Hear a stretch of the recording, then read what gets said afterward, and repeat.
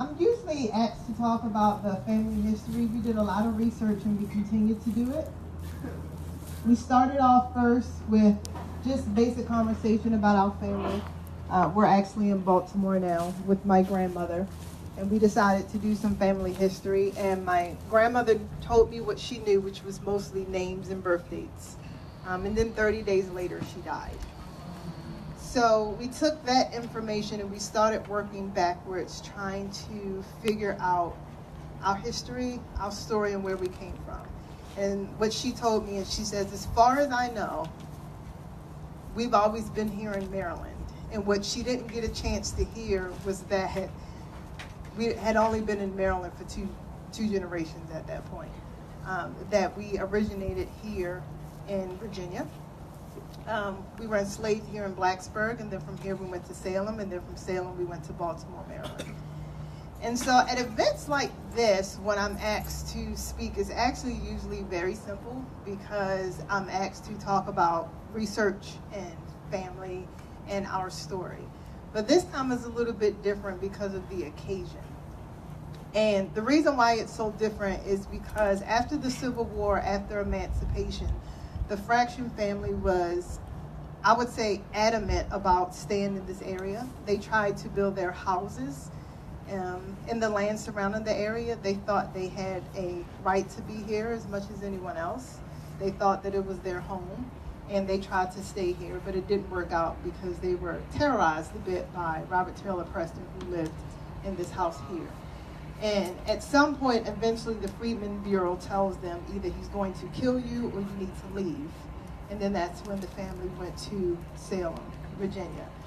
And so, speaking today for this occasion on the proposal of renaming the cabin the Fraction Family Cabin, kind of feels like bringing them home for where they wanted to be in the first place, up until the point where they were trying to leave. And so that's one of the reasons why, as much as I can, when I'm invited to come back down and help contribute towards the history in changing the way the enslaved communities are presented here in Blacksburg, I take the 5-hour ride down and trek down and do what I can so we can help with that improvement, because I feel like each time that I do that, I'm bringing them home because they loved it here so much. And so the goal of today is to give you the information about who the Fractions were. And so if ever you hear me speak, I don't refer to them as slaves. I refer to them as enslaved, because enslavement was their condition. And to call someone a slave kind of gives them that identity, and they refer to themselves more than that.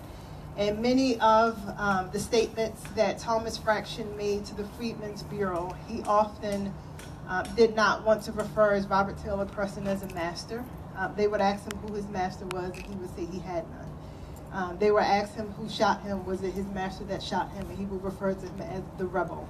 And so I want to recognize that about him, that he did not see himself as a slave. He saw himself as a man of fortitude and right and strength, and I will continue to recognize him that way, and appreciate all of the hard work that he did and all of the things that he overcame so that I can stand here before you today. And so by the time you leave today, I hope between the exhibit that I have in the cabin, you will see all of them as more than people that were slaves or enslaved here at Solitude and at Smithfield. And I hope you walk away feeling like you know a little bit more about them as people, where they came from, West Africa, what their experience was here, and imagine them walking around the grounds here, cracking jokes, talking about what they're going to do tonight, talking about the Prestons and how annoying they were. Talk about the idea of fighting wars for their own freedom while they're sitting there enslaved, and how stupid that could have been to them at the time. The irony of it all had to be mind-blowing. So it may be sometime around the turn of the 19th century, between the calm of the storm that we know today as the Revolutionary War, the particular War of 1812, that my bloodline would eventually acquire the surname Fraction. He would have arrived on the shores of the James River, straight back of suffering, having just survived the horrors of the transatlantic slave trade. It would have been from the West African tribes of Yoruba, Togo, perhaps Benin, and the descendants of people of all three. And it's likely that he stepped off the wooden planks of the true blue slave cargo ship, examined and measured for his value, brought in wagon to Smithfield, Solitude's sister plantation not far from here. And he would have been met by the faces of people that looked familiar to him, but who didn't understand him, his culture, or his background. They would have been fully assimilated to the required European culture, and the others who were in the midst of the transition would have understood him, but would have understood that he wasn't fully aware of what he was walking into. Historically, that is where the story of the African American community begins. The day the true blue ship slave arrives. But we're going to open up the door and go deeper down this hallway, because when you do that, you have the opportunity to learn and to imagine what this man experienced socially outside of his enslavement. So let's see if we can step back in time and discover who he was, who his friends were, and who his descendants are today. So let's begin first as a family, since we don't know his true name. As a family, we've chosen to refer to this first ancestor as Baba, which is a word in the title of the Yoruban culture that means father or elder. It is derived from the phrase Babalawo, loosely translating in English as father has secrets. So if you go into the cabin, you would see a deity jar. How many of you have seen the deity jar? So in Yoruba, Baba would have been a man of tradition, and he would have had many different deities of general symbolisms and power. And he would have been part of a tribal community that would have maintained an item such as this to hold his honorable and sacred items. How many of you saw the kora, the musical instrument? He would have participated in celebrations that often used the kora in addition to a drum to produce music. And of course, among other weapons like machetes and bronze axes, he would have used a spear for most often game hunting. And his face would have been ceremoniously marked to denote to anyone that saw him that he was a man of the tribes of Yoruba. And so I've said in the tours of the cabin is that oftentimes when we look at documentaries and films about slavery, the people who are on the ships look like the African Americans of today. They just look tired, they look beaten, they look angry, they look confused. But in all actuality, they probably would have had tribal markings from the tribes that they came from. They would have had scars on their faces, on their arms, on their legs, on their torsos, on their arms. They would have been walking pieces of art. So Baba would have arrived on the shore of the James River, having survived adolescence in the African landscape, having survived internal wars between tribes, and having survived the transatlantic slave trade. He was a man of strength, skill, perseverance, and belief. And just like all the other enslaved whose faces he met when he arrived to where you sit today, he would have had questions. By 1805, Baba would begin to appear on Preston family records, maybe under the name Jack. We know that he would have built with his hands, and we know that he had at least one son named John.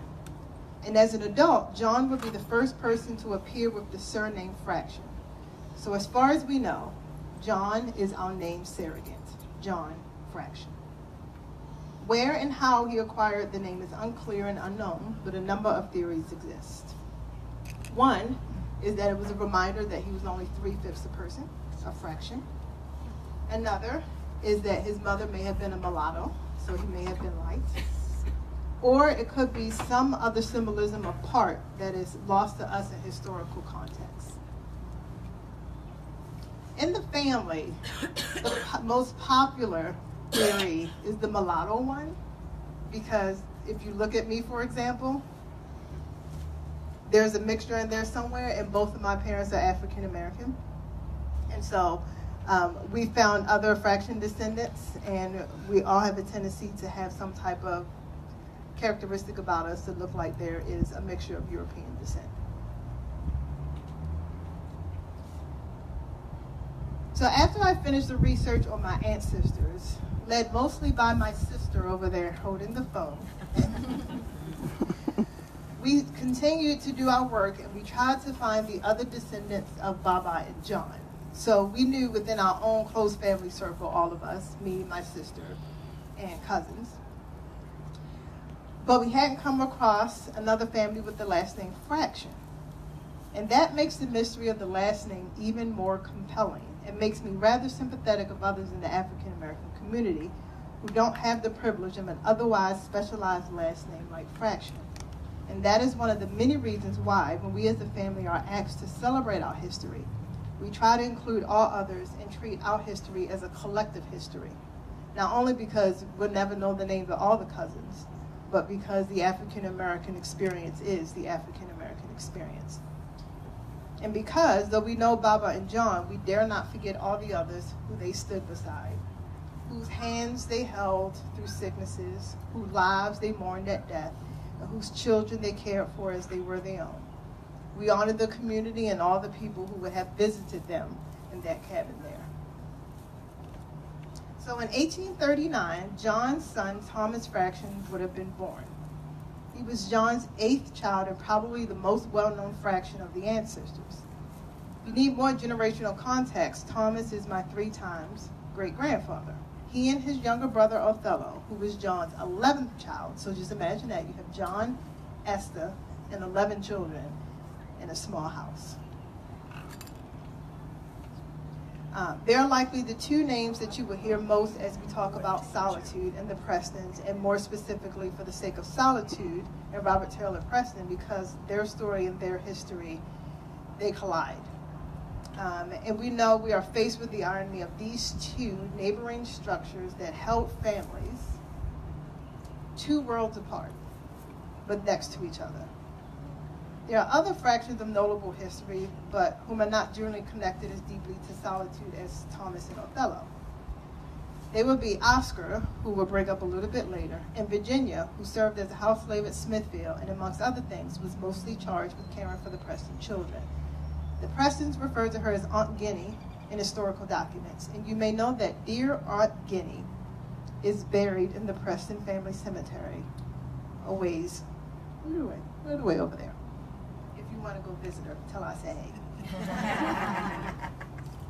Robert Taylor Preston lived here as a farmer, and during times of war, he was a soldier, but we'll get more into that in a little bit also. Our family, along with others, would labor beside him farming, but Robert would also literally rent out their labor for profit.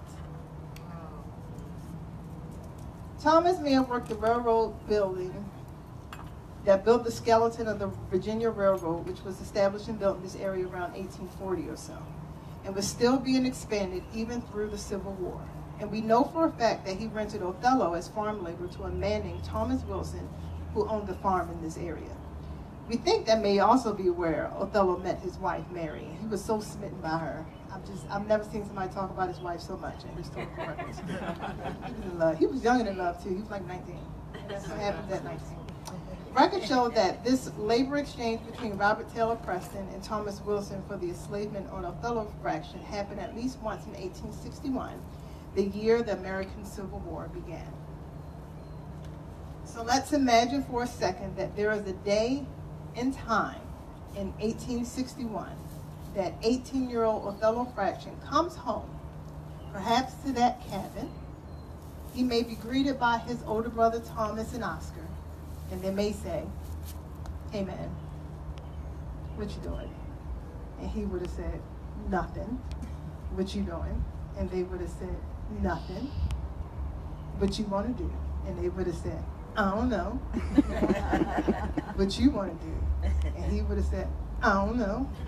Because times don't change, and that's what young people do now.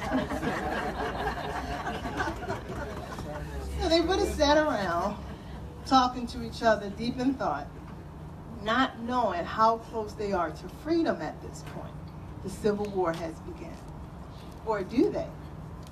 Now remember, their older sister, Virginia, is a house slave at Smithfield.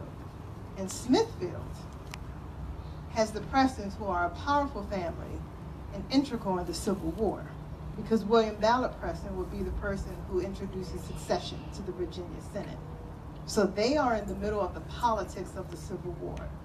Do we think We know how our families are today. Virginia wasn't walking around getting that information, getting that gossip, figuring out what's going on. So we're going to imagine for a second, they over there on the porch, don't know what to do with themselves. Here come Virginia coming down the path on the dirt road. Her skirt rustling, because she walking fast without trying to look like she running, because running is suspicious, even today when you're black. Yeah. So Virginia would have made her way over there, and she would have said, y'all, you know what I just heard? Thomas would have been like, what? What'd you just hear? Man, Mr. Preston just succeeded Virginia. And Othello said, what's succeeded mean? I'm telling you, I was there. And then Virginia said, it means that Virginia has joined the Confederacy. And Thomas would have rolled his eyes, because according to documents, they have these two separate personalities. Okay. So in some of the federal documentation, when Thomas is asked a question, for example, he would have been asked, who shot you? And Thomas said, I'll get to more of this story later. Thomas said, the rebel. Okay? Federal government went to Othello and said, who shot your brother? Othello's response is 2 pages long. He has a lot to say. So imagine Virginia just says, Mr. Ballard just did the paperwork, and so they fight for the Confederacy. This is the straw that would have broke Thomas's back, because up before this period, Mr. Ballard was actually an advocate for the abolition of slavery and the freedom of slaves. But he just succeeded Virginia to fight for the Confederacy. So we're going to imagine that Thomas just popped up off the porch. And he's like, man, I'm done. So on April 17, 1861, William Ballard Preston, Robert Taylor Preston's older brother, who would own Smithfield at that time, introduced a succession ordinance to the Virginia Senate, removing Virginia from the Union and formally joining the Confederate cause. So here on this porch, Thomas figured something out about himself.